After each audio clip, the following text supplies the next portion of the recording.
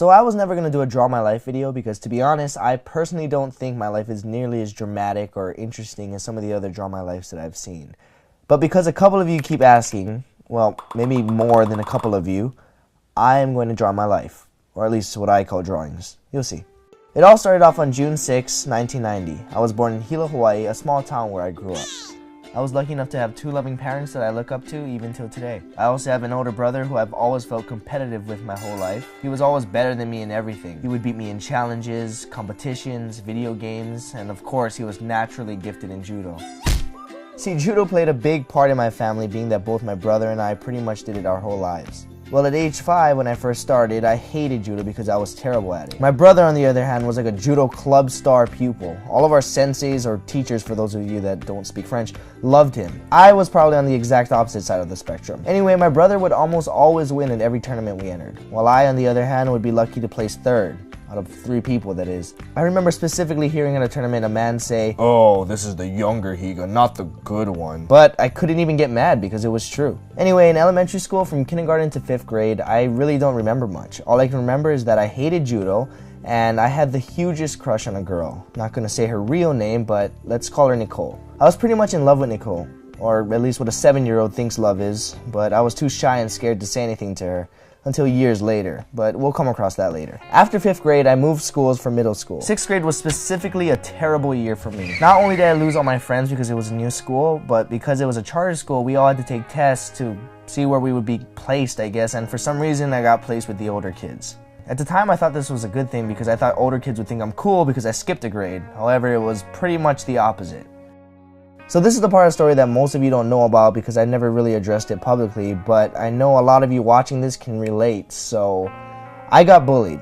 A lot. You know, nothing really crazy, just your typical getting pushed down to the ground, being made fun of for no reason. And yes, I remember every single one of them, including the worst of them. Again, not gonna use a real name, but we'll call him Richard. Because as you know, another name for Richard is Dick. See, Dick was such a Richard to me that I'd actually make excuses to my mom why I couldn't go to school, or why I needed to change schools. So I was hating life at the time and wondering why someone so mean could be so popular by picking on me. It even got to the point where I had some darker thoughts at the time that I think most, if not all, teenagers go through at some point in their lives. Or perhaps it was just puberty messing with my head, I don't know. However, I was able to stick it out, and I actually found a way to end the bullying on my own terms. I noticed that the reason Dick was bullying me was to make people laugh, so I figured that if I could make them laugh and become the funny guy, they would stop treating me like I was less than them. And surprisingly, it worked. Every time they made fun of me, I ran with it, and I made fun of myself even more than they could. Kind of like that last rap battle that Eminem did in 8 Mile, except that movie didn't exist at the time, so he pretty much stole my idea. It's all good though, me and Eminem are like best friends forever now. Not really.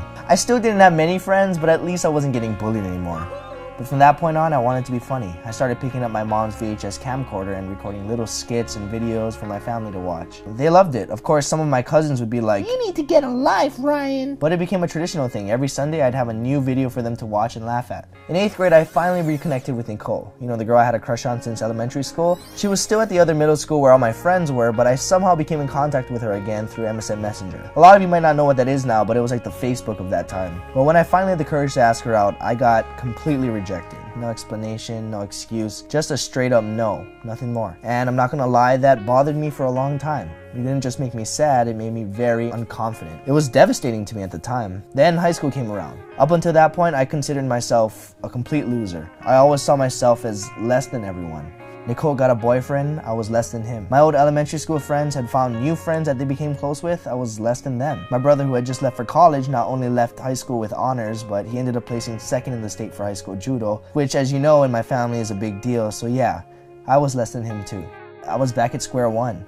I had a few acquaintances, but little to no close friends. Even the kids I considered nerds had friends. They had each other. In my mind, I wasn't anybody. I was less than everyone. I looked forward to class more than recess and lunch because at least that way I could sit somewhere and not look like a complete loner. And then it happened, one of the most momentous occasions of my life. I joined the wrestling team. And I know what you're thinking, wrestling is just a sport. Well, to me it wasn't. It literally changed my life and, well, almost ended it at the same time.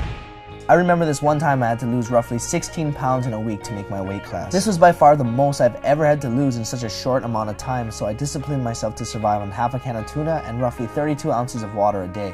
Pretty sure I would have died had my teammate Landon not found me collapsed on a run. Sorry mom, you're just finding out about this now. It was probably one of the hardest things I've ever had to do in my life, but it was by my own choice, just to prove to myself that anything can be done with enough effort. Sure enough, I made it to 102 pounds, a whole pound under my weight class. From that point on, I felt like a completely new person. I didn't feel like a loser anymore. I felt like I could get anything I wanted in life as long as I put the work in. By the time high school was over, I was lucky enough to earn a state championship wrestling title, and just like my brother, second in the state for judo, even with a dislocated elbow. I had lots of friends, most of which were fellow wrestlers. You might recognize some of them from my videos. I even had a girlfriend. No, not Nicole, someone that I thought was even more beautiful and perfect for me. Oh, and those videos I made for my family every Sunday, I decided to start putting them on this website called YouTube so I wouldn't have to physically bring them a copy. And little did I know, a few other people found them and started sharing them as well. Before I knew it, I was consistently getting thousands of views every day, and comments kept telling me to do it, so I did. However, my parents really wanted me to get a college degree. So for the first time in my life, I left Hawaii to attend UNLV for a degree in nuclear medicine. I hated it. I was spending most of my days and nights learning about something I had no interest in. The workload between college and posting YouTube videos just became too much, and my girlfriend remained in Hawaii, so the long distance thing wasn't helping either. I realized that once again I was completely stressed out and unhappy. So after about 2 years into college, my girlfriend and I broke up, and I finally ended up telling my parents that I'm dropping out to pursue this YouTube thing. It took a little while, but to my surprise, they became completely supportive. And because of that, thanks to my parents, thanks to wrestling, thanks to my bullies, thanks to not only the good but the bad experiences in my life, and of course thanks to all of you watching right now, I am who I am today because of all of you. Like everyone, I still go through highs and lows, but ultimately, I'm completely happy. This is my real life story. No, I'm not telling you this because I want to brag about my life or because I want you to feel sorry for me because I was bullied when I was younger or whatever. I'm telling you this story because I know for a fact that there are a lot of you watching this right now that are going through the same things I went through when I was younger. And I wanted to let you know that life will get better if you choose to make it better. It's okay to be sad and angry now and then. There are some things that may be out of your control, like a bully that picks on you or a boy or girl that rejects you or even a sibling that outshines you. But the one thing that you and only you control is your perspective and your actions. Being depressed and feeling sorry for yourself is easy. I challenge you to change that today. Happiness is a choice. Choose to be happy. Choose to better your life because only you can make that decision. You are not less than anyone. There are only two things that can stop you, your own mind and your own body. Some might argue that there's a third and say your heart as well. But if you've been on my channel long enough, you already know that even with heart, it's still less than 3.